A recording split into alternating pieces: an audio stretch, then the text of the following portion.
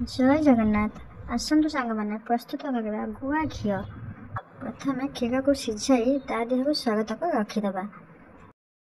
जो जगह आम सर टी रखा से जगह टी दही देथिबा कहीं आपको आम गोटे दिन के करपारानी अल्प क्षीर तेणु आम 15 दिन खंडे रखा। प्रथम दिन आम बाहर रखा तापर दिन आम फ्रिज के रखीदे। जिते आम क्षीर सर गुड़िक हो ताको आम कौन करवा ग्राइंडर देखे पकेबा। ग्राइंडर देखे पकई टिके पानी देबा। खरा दिन होइथिबो ताहले आम ताको टिके फ्रिज पानी देबा कि आइस खंडे देबा।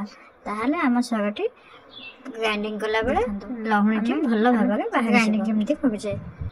अल्प अल्प पानी दे ग्राइंडिंग करबा कहीं अधिक पानी देले सरटी सब बड़े छिटकी ग्राइंडर बाहर आसब। देखो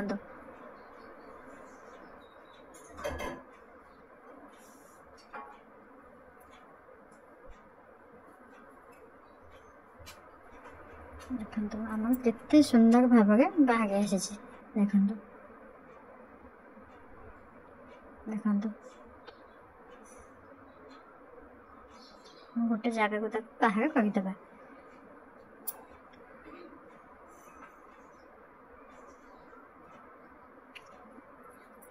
हाथ में आम गोल लहुणी टी बाहर करदे। एबे आम चूल्हा पर रखीदे। चूल्हा पर कम आंच के बसाई समय फुटला आम प्रस्तुत हो घी। बेसी जोर देवानी कहीं पोड़ी जीव। आस्ते आस्ते कम आंच के से फुटब। देखो किसी समय फुटला आम केते सुंदर घी बाहर।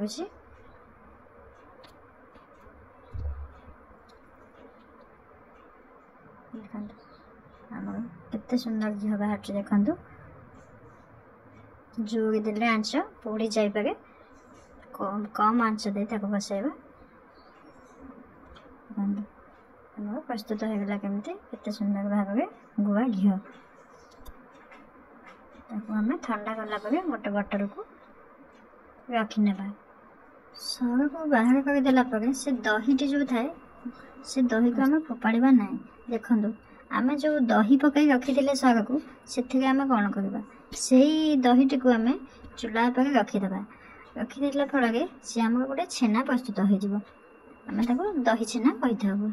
जदि देखिए दहीटी न छिड़ुची टिके लेंबू कि भिनेगार देखे पकईदे।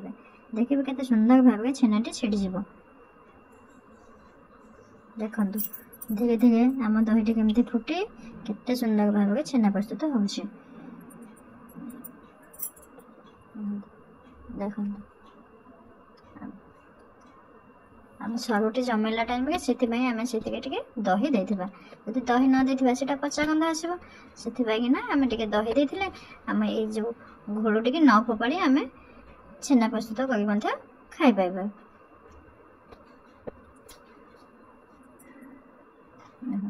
छेनाटी केते सुंदर भाव में आम छेना बाहर पड़ला। देखो छेनाटी को आम टे धोईदेबा कहीं से दही छेना भिनेगार भी टे पड़ी तेणु टे धोईदे खटा लगे ना। आम गुड़ के खगड़ी काकरा कर सेमती भी खाई पार। आम दही छेना फोपाड़ा आवश्यक भी ना।